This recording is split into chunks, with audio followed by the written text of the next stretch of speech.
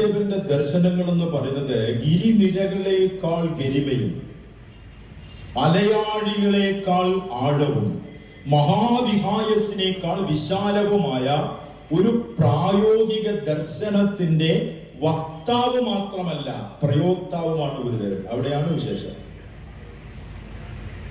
അനുഷ്ഠിച്ചു കാണിക്കാത്ത ഒരു ദർശനവും ഗുരുദേവൻ ബാക്കി വെച്ചിട്ടില്ല. എല്ലാം പ്രാക്ടിക്കലാണ്. ഗുരുദേവൻ ഏറെ പ്രാക്ടിക്കലാണ്. ഒരു ചെറിയ സംഭവം എടുത്തു നോക്കുക. വിവാഹം അനാർഭാടമായി നടത്തണം, ഗുരുദേവൻ പറയും. അപ്പോൾ ഒരു വിവാഹ ചടങ്ങിൽ എത്ര പേര് പങ്കെടുക്കാം? 11 പേര്. പലരും ചോദിച്ചു, എത്ര കാലം ചോദിച്ചെന്നറിയാമോ? ഗുരുദേവൻ പറഞ്ഞ ഈ പദ്ധതി നടപ്പാവോ? 11 പേരെ വെച്ച് കല്യാണോ?